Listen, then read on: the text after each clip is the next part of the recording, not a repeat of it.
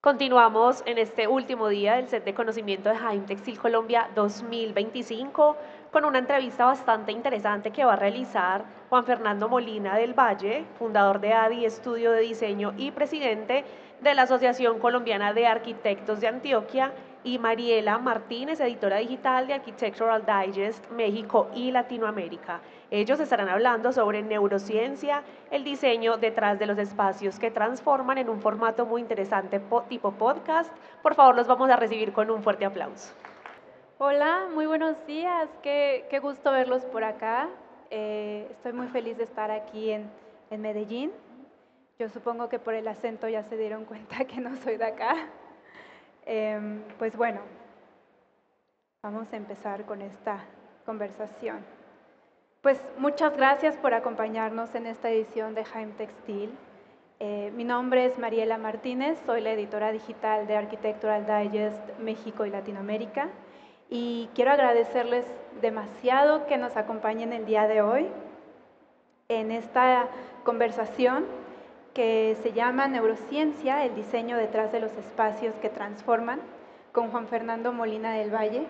Él es arquitecto con una destacada trayectoria profesional, CEO de ADI Estudio de Diseño, y recientemente fue reelegido como presidente de la Sociedad Colombiana de Arquitectos aquí en Antioquia. Muchas felicidades, Juan.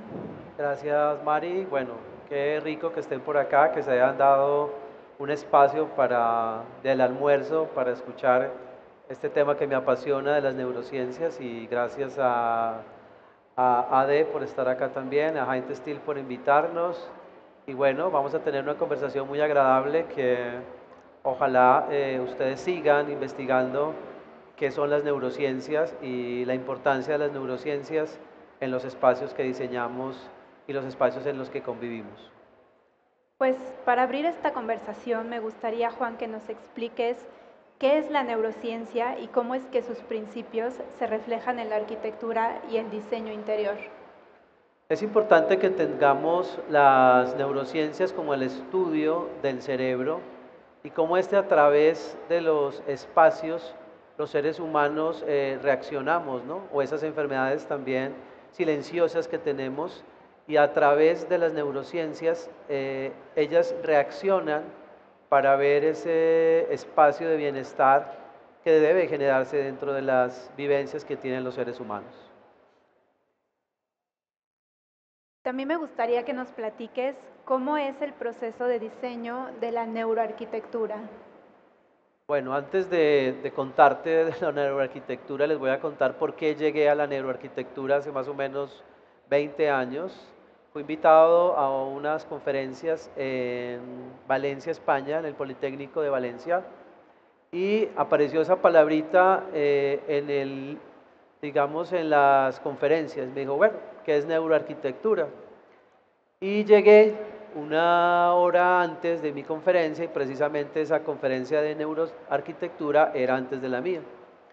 Y empecé a escuchar al Señor cuando aparece rápidamente que la neuroarquitectura era el estudio de la arquitectura y el diseño, y cómo ésta afecta el cerebro, los pensamientos y también cómo la gente percibe el espacio.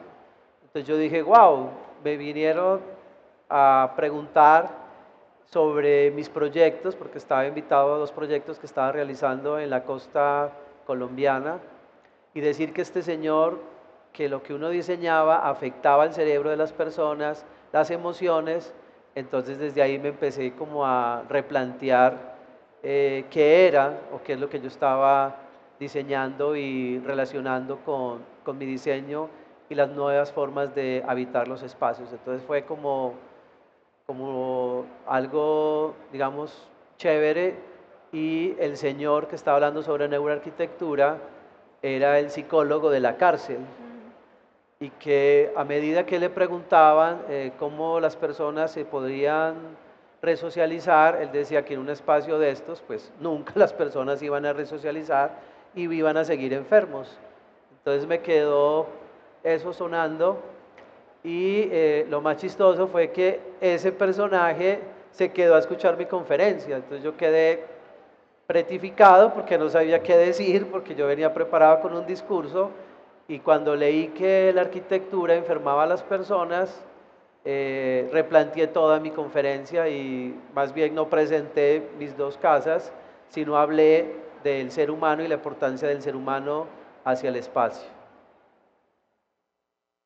Juan, me gustaría también que nos puedas platicar cómo es que podemos llevar las neurociencias y la neuroarquitectura a la academia, porque creo que es justo algo muy importante que mencionas con esta historia, ¿no? De que es algo que vivimos, pero que quizás no conocemos con ese nombre, no somos conscientes de ello.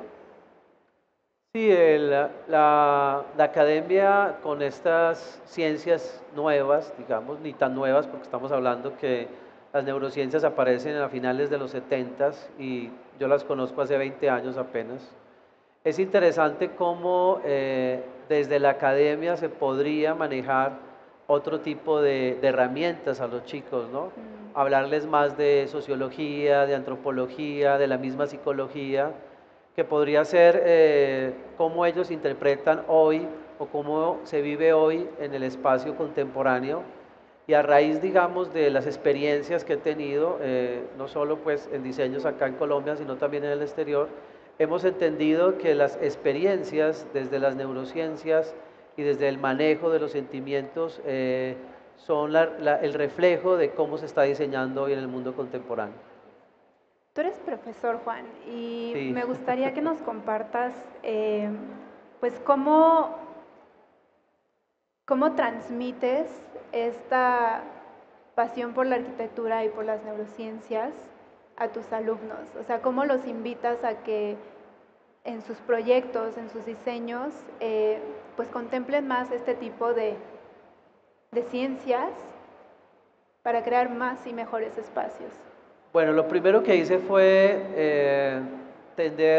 las neurociencias se dividen en 4 aspectos muy importantes. Uno es el social, otro es el espacio emocional, el espacio cognitivo y el espacio del aprendizaje. Empecé a cambiar la forma de enseñar la arquitectura.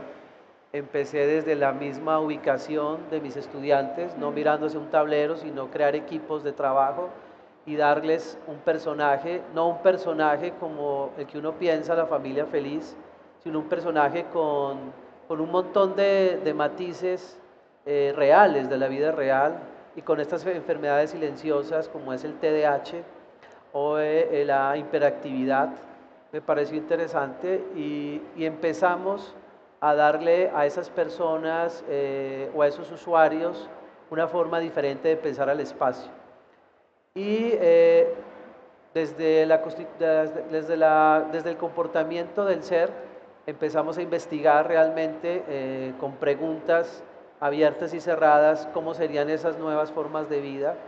Identificamos desde mis patrones de diseño 4 operaciones formales que desarrollábamos nosotros en la oficina. La primera es los espacios continuos, que como a través de la mezcla de materiales, a través también de la utilización de mobiliario, podemos ir generalizando un espacio continuo. La segunda fue los estilos o los modos de vida que identificamos que el mundo contemporáneo, porque no podemos seguir diseñando como nos enseñaron hace 100 años los grandes maestros que estaban supremamente adelantados, sino que realmente las nuevas formas de vida de la gente contemporánea a partir de los 70s, en este libro pues que lo traje para que ustedes lo puedan ojear, narra eso, ¿no? Que más o menos tenemos casi 50, 70 formas de vida o de hábitat de los espacios. Y esta otra operación formal que se trata de los espacios o el enlace de espacios es como a través del mueble generamos esa interacción dentro del ser humano. Y la división de espacios, que hablando de estas 4 operaciones formales que identificamos dentro de la arquitectura y dentro de la arquitectura interior, podemos captar que el ser humano se adapta a las condiciones que pueda haber en el espacio, en el tiempo, y lo más importante es hablar, digamos, que la arquitectura hable del espacio y que tenga una identidad de esas personas que habitan el espacio. Yo creo que esa es como la parte más importante de que exista una identidad con ese ser humano, con ese usuario, con ese habitante, con ese consumidor del espacio. Juan, y ahora que mencionas tu libro, pues me gustaría que hablemos sobre él. En este libro, Interiorismo, Estilos y Modos de Vida, haces un repaso de la historia de la arquitectura y el interiorismo. ¿Cuál crees que es el mayor legado que hemos heredado de estas corrientes y estilos? ¿Y cuál es nuestro legado para las futuras generaciones, ¿no? Tomando en cuenta pues todo lo que nos ha pasado, todo lo que hemos vivido, lo que hemos aprendido, que como dices, pues hace 100 años los grandes maestros no tenían estas informaciones o no tenían, sabes, como ciertos conocimientos. Digamos, la investigación surge a raíz de preguntarme cómo vive la gente contemporánea, cómo vivió en la época antigua o clásica, y a raíz de la modernidad, que fue el cambio total de la arquitectura y de las nuevas formas de vida. Recuerden que hubo una destrucción entre la Primera y Segunda Guerra Mundial, y el modo de habitar los espacios configuró realmente lo que hoy vivimos y lo que hoy percibimos. Es tal cual el espacio que están ustedes sentados escuchándome, que cambia, tiene otra forma, otra dinámica, y estos dispositivos que tienen ustedes en el escenario permiten, digamos, que estén en otra comunión del espacio.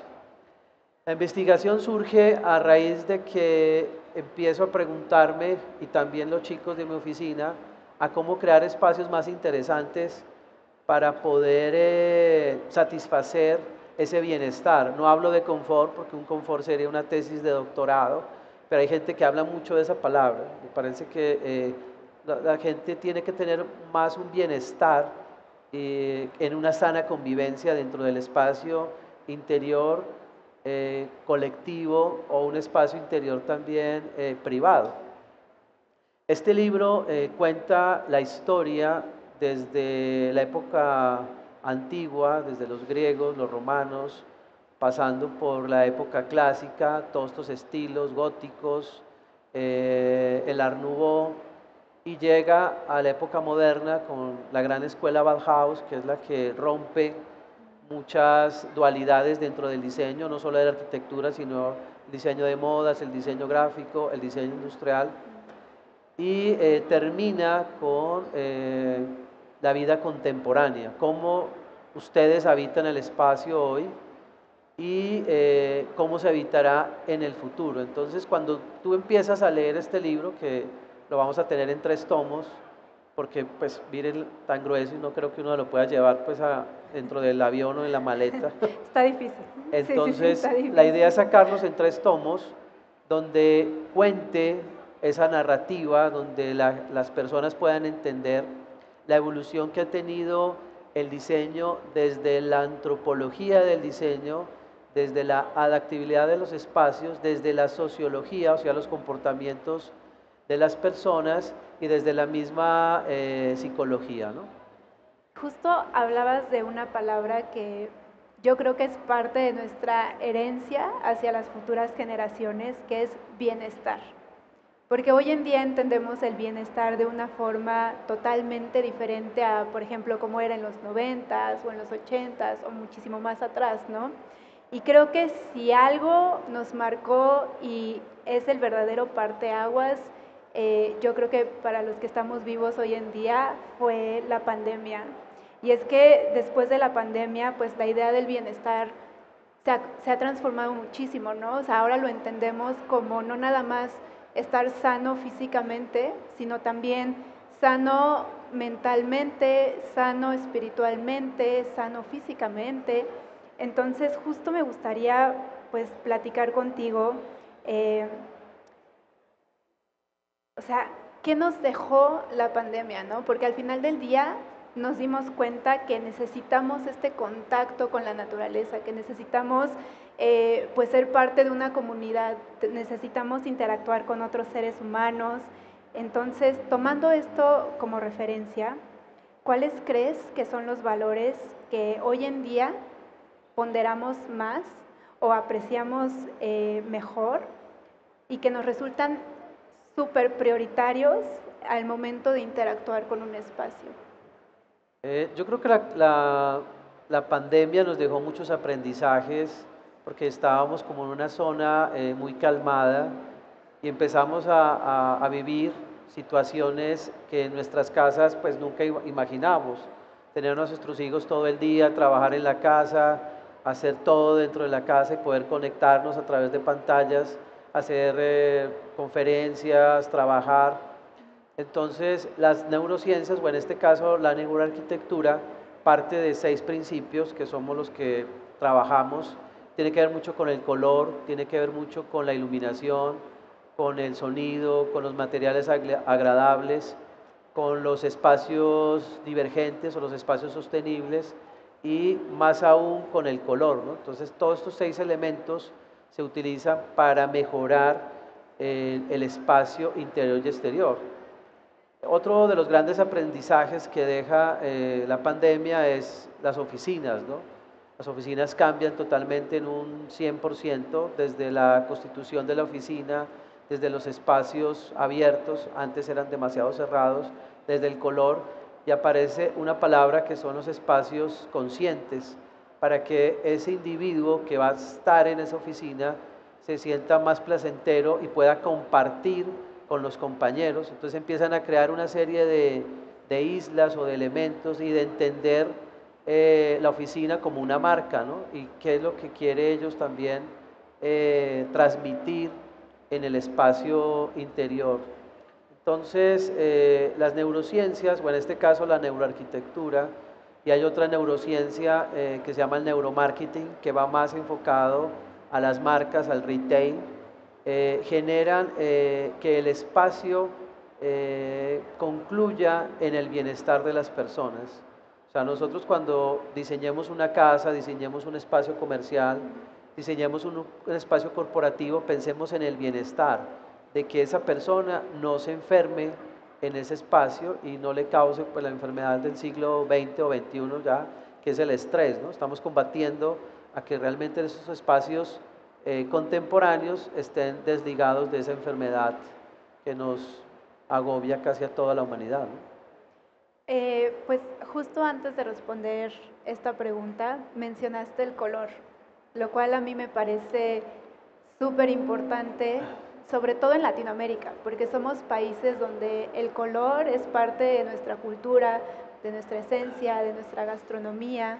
Me gustaría que nos puedas platicar un poco más sobre cómo juega el color, pues un papel importante dentro de la neuroarquitectura y justo lo que decías, ¿no? O sea, las oficinas se transformaron, pasaron de ser estos lugares fríos de cubículos a ser lugares donde se expresa pues la identidad de la marca, pero también que se busca crear comunidad entre los empleados, ¿no? Entonces, al final del día, el color ha sido ese hilo que conduce historias dentro de casa, dentro de oficinas, dentro de cualquier espacio como este que estamos viviendo en este momento. Y pues justo me gustaría platicar más sobre el color. Bueno, el color dentro del interiorismo y la arquitectura juega un papel muy importante desde la idea básica o la idea que uno quiere como proyectista lograr al interior de los espacios o al exterior. Es importante que cuando ustedes apliquen los colores entiendan que cada color deja un mensaje, deja una razón de ser y los colores deben crear esas armonías en el diseño y no solo aplicarlos en paredes, sino en objetos, en iluminación, en materiales que involucren un juego, ¿no? de matices dentro de lo que uno quiera proyectar para esa persona. Hay colores para descanso, como los verdes y azules, hay colores para las actividades creativas, que son los amarillos, los verdes, los naranjas, hay colores que son más neutros, como el blanco y el negro, y hay unos colores que gracias a un estilo de vida que nace en los 80, que es el Memphis, que llega a la época contemporánea como Neo Memphis, que son tonos más amigables también con los espacios y que generan dentro de los espacios sensaciones de tranquilidad, como para tomar decisiones, para hablar temas que comprendan con la salud mental de las personas. Y es importante que a la hora de proyectar cualquier proyecto de arquitectura esté ligado primero a esa sana convivencia, ¿no?, con las personas.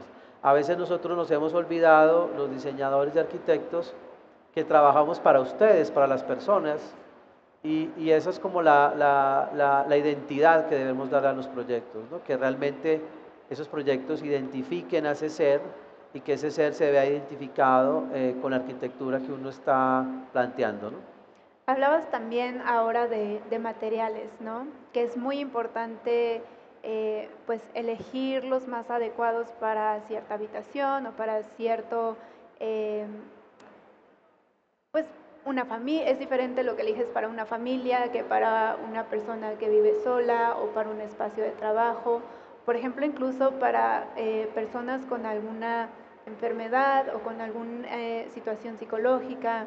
Y justo hablando de materiales, textiles, iluminación, ¿qué pasa, por ejemplo, para las personas con autismo que tienen necesidades muy especiales, con personas con depresión, con personas con estrés?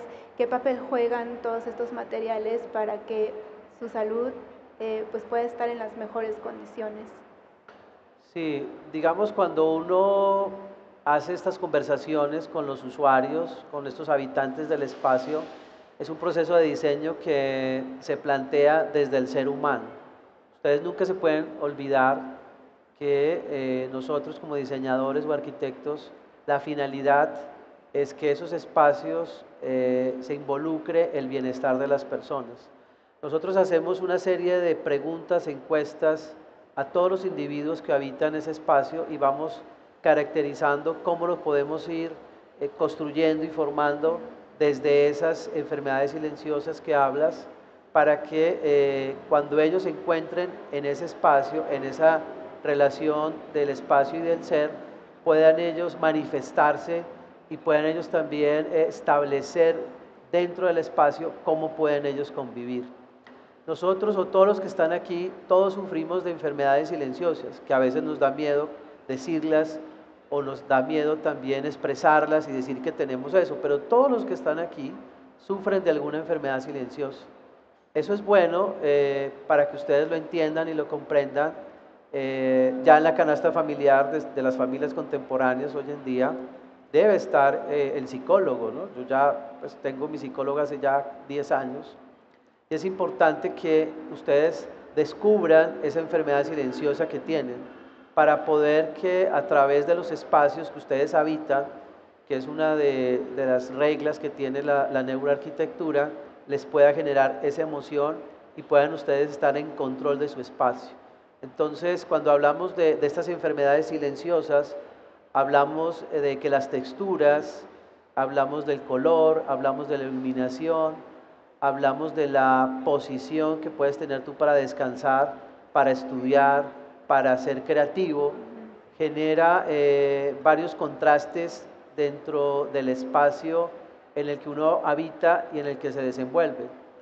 Entonces, cuando se empieza a diseñar con estos personajes que son ya comunes en el espectro de la humanidad, uno habla con ellos y logra entender en el mundo tan diferente que viven, y la identidad que ellos tienen con el espacio es supremamente distinta a una persona que supuestamente está bien mentalmente.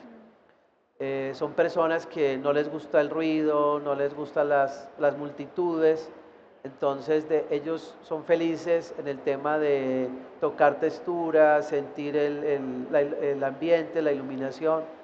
Y es importante cuando uno trabaja con estos chicos de que ellos tengan una conexión con el ser propio, ¿no?, con ellos mismos. Entonces yo creo que también con el que vive súper activo y está, pues no se puede quedar quieto, también la forma de los colores les genera a ellos también sensaciones de que puedan mejorar su hábitat, la iluminación, ya hablamos de una iluminación neutra, ya no hablamos de una iluminación cálida ni de una iluminación con luz blanca, sino una iluminación neutra, la cual genera otra configuración del espacio.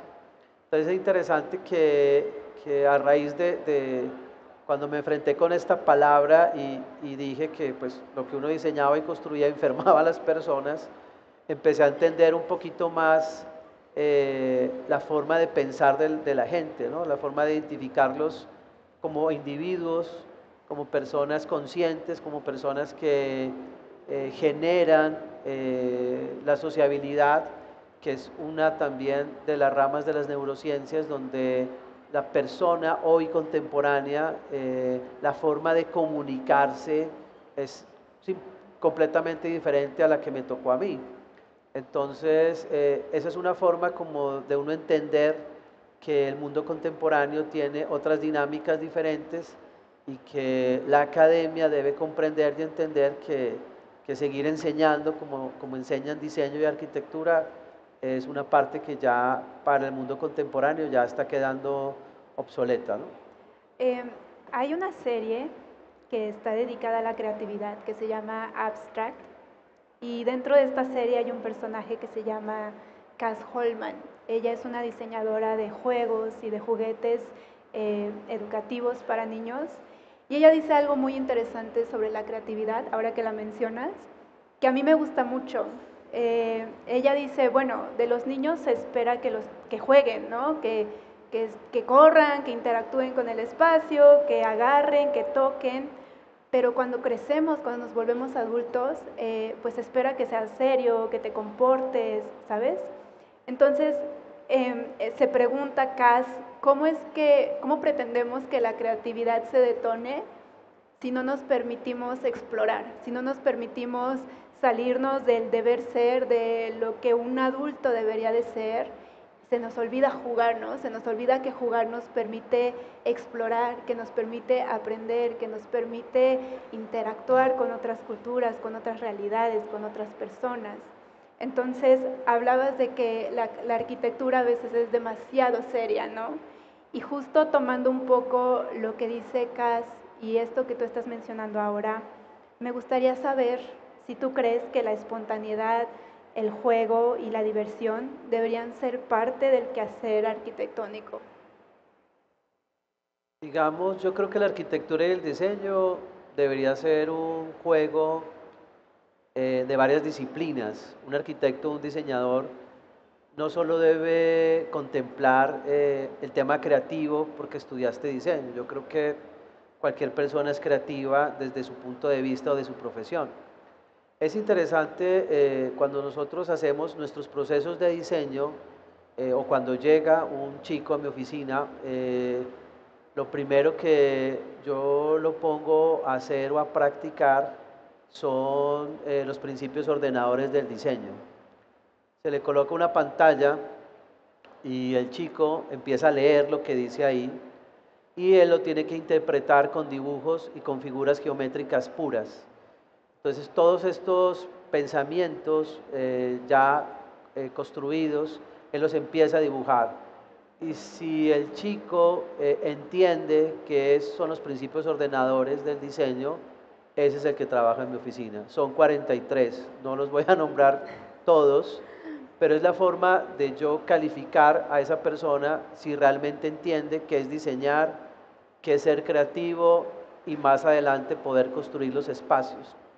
Entonces hablamos de 43, como es la pauta, el ritmo, el giro, el movimiento, la yuxtaposición, la línea, el plano, y él a través del dibujo, donde conecta más el cerebro, que me parece lo más interesante, crea estas conversiones y después las plantea en una maqueta tridimensional y ahí realiza el espacio.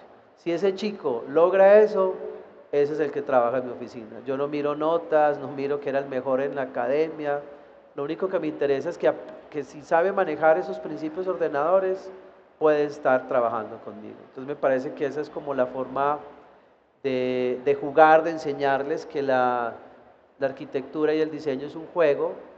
Hay otro elemento que trabajo en mi oficina que se llama la geometrización, Es un concepto que lo hacemos a través de la biomimesis, no sé si esa palabrita para que la investiguen, que es el estudio de la naturaleza, y a través de la naturaleza nosotros desarrollamos espacios y lo hacemos con la naturaleza, con una planta, con un animal y con un objeto. Estos tres elementos se geometrizan en una cuadrícula de 1 por 1 y al cuadricular ese espacio en las 5 vistas, en superior, inferior, laterales, posterior, se van generando unos módulos y con ese módulo el chico genera espacios o genera objetos que más adelante se pueden volver diseño. Entonces a través de esos dos juegos es como yo mido si realmente esa persona entiende la creatividad y entiende el diseño. Y me encanta porque aquí está tu equipo, entonces yo quiero ver si confirman. ¿Sí confirman? Perfecto. Oye, y también me gustaría, ahora que hablas de estas pruebas que haces con tu equipo, ¿cómo encuentras tú la creatividad? ¿Cómo es el espacio donde te sientes más creativo? O a lo mejor no es un espacio, ¿cómo se dan estos momentos de creatividad para ti? Porque bueno, perdón que te interrumpa, pero somos muchísimas otras cosas, ¿no? Tenemos muchísimos otros intereses, no nada más eres arquitecto. También eres Juan, el que le gustan los sneakers, el que le gusta la música. Entonces, me gustaría saber cómo se conjugan tus mundos y cómo se da la creatividad en tu mundo. Bueno, primero yo casi ya no duermo, ya voy a cumplir 50 años, me levanto a las 4 de la mañana y me acuesto a la 1 de la mañana, o sea, solo duermo 3 horas.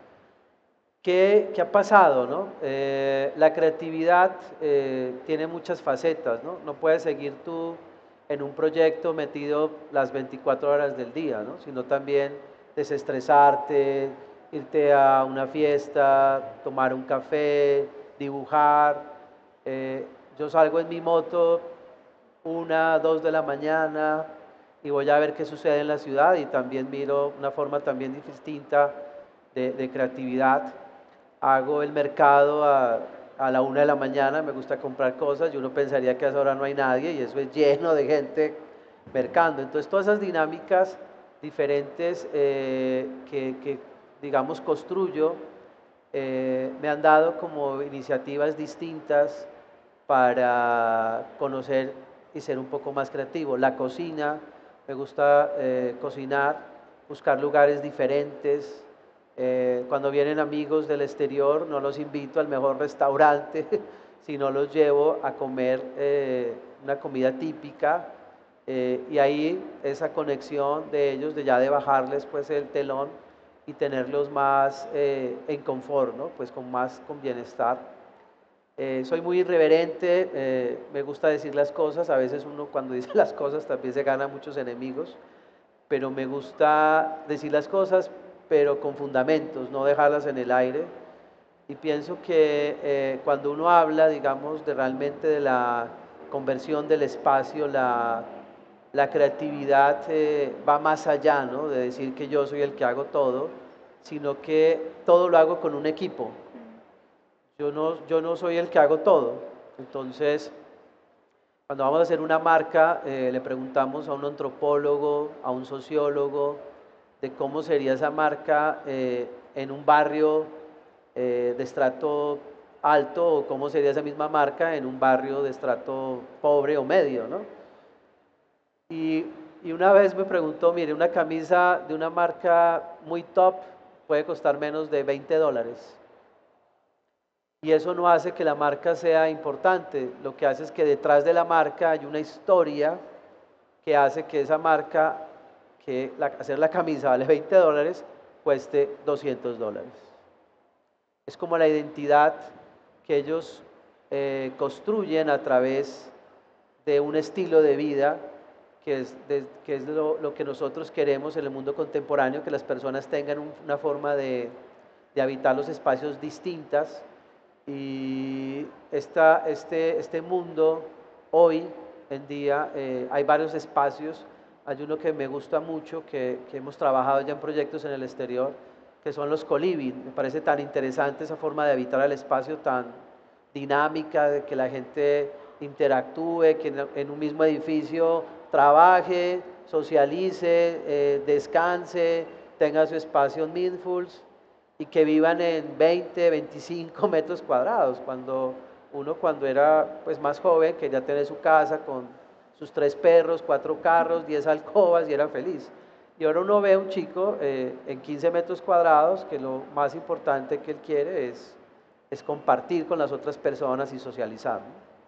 Hablando de las ciudades, me gustaría saber cuáles son los desafíos a los que se enfrenta la neuroarquitectura, pues para ser implementada masivamente en el diseño urbano. Justo esto que dices, ¿no? O sea, las ciudades también se han transformado mucho, ya no es esto que decías, ¿no? La casa con el jardín gigante, sino ahora son vivienda vertical, departamentos pequeños, todo en un mismo edificio. Yo pienso, Mari, que en la planificación de las ciudades, sobre todo de nuestras ciudades latinoamericanas, porque nosotros a veces estudiamos ciudades europeas, no hemos entendido bien el contexto de la ciudad latinoamericana. Cada persona o cada individuo, cada forma de habitar el espacio son distintas, la forma de transitar el espacio. Hemos traído culturas como la bicicleta, que es una cultura más europea o nórdica, y dentro de esa construcción de las ciudades, el arquitecto debería ser la persona en la que el dirigente, el gobernador, el alcalde tuviera al alcance de la mano, porque es la forma como más práctica de nosotros entender la ciudad, de nosotros poder convivir con los otros seres humanos y se ha vuelto como una carrera de urbanizar exageradamente. Nosotros tenemos 6 municipios conurbados, por eso tú ves Medellín grandísimo, pero si no estuvieran esos municipios al lado de nosotros, fuéramos una ciudad de 3 millones de habitantes. Entonces yo creo que las neurociencias, como un ejercicio interesante que me fascina llevar a los turistas o a mis propios estudiantes, son las uvas. Este juego que hacen con el tanque del agua y que alrededor de eso generan otros ecosistemas muy valiosos para las personas, poder convivir, poder generar otro tipo de convivencia. Me parece fabuloso esos proyectos y la forma como articulan la necesidad como de estar en contacto con otras personas, con tu mascota, con tus hijos, me parece interesante. Y el otro proyecto es Ciudad del Río, proyecto también muy interesante donde se convergen estas actividades sociales, estas actividades en diferentes rubros. Me parecen interesantes cómo se está pensando esta ciudad distinta, una ciudad sin tantos vehículos, sino que con un transporte público más activo, en el que vos puedas transportar y llegar a cualquier parte sin necesidad de utilizar tu vehículo, ¿no? Entonces yo creo que es interesante que los nuevos municipios, digamos, acá en Antioquia o en Colombia, se planificaran un poquito mejor y lograran entender que el carro no es un lujo ni una necesidad, sino es un elemento que sirve para transporte y que tú lo puedas compartir, ¿no? Y bueno, y el tema ya de todo el tema eléctrico que creo que contamina más que los propios vehículos, porque unas baterías de estas tienen un montón de años para que se puedan, digamos, perder. Entonces yo creo que el arquitecto o el diseñador debería tener un rol más importante y ese rol lo hemos dejado a otras personas que no perciben el mundo diferente. Entonces yo creo que ahí la arquitectura y el diseño sí he visto esa falencia en el mundo contemporáneo de hoy.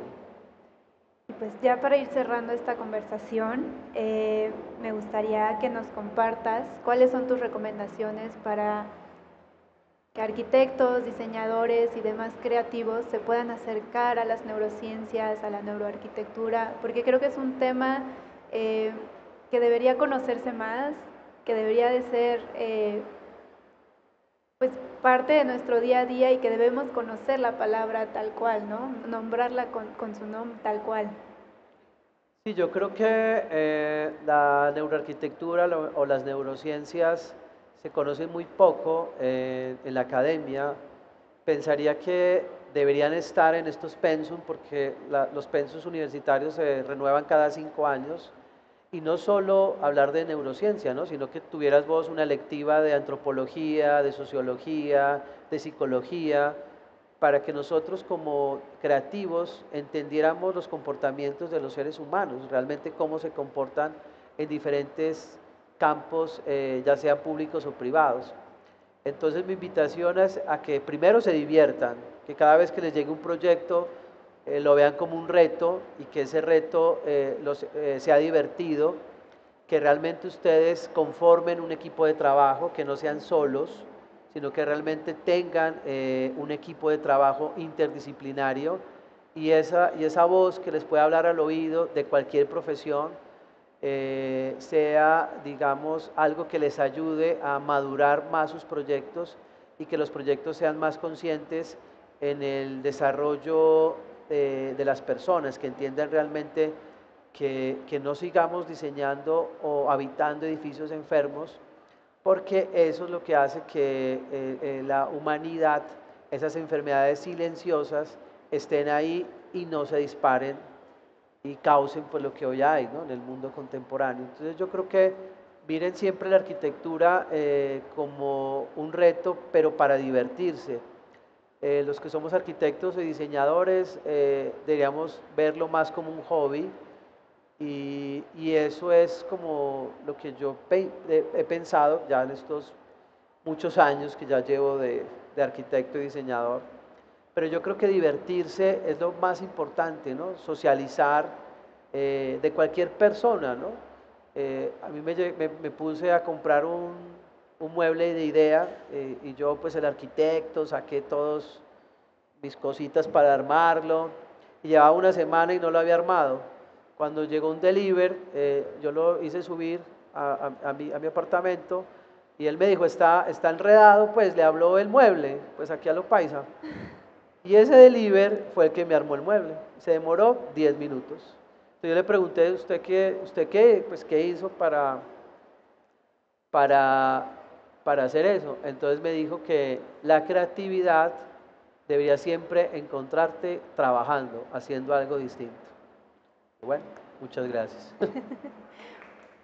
Pues Juan, muchas gracias por compartirnos tus conocimientos, gracias por acompañarnos, espero que hayan disfrutado esta conversación y pues nada, disfruten el resto de su jornada aquí en Jaime Textil. Muchas gracias. Gracias.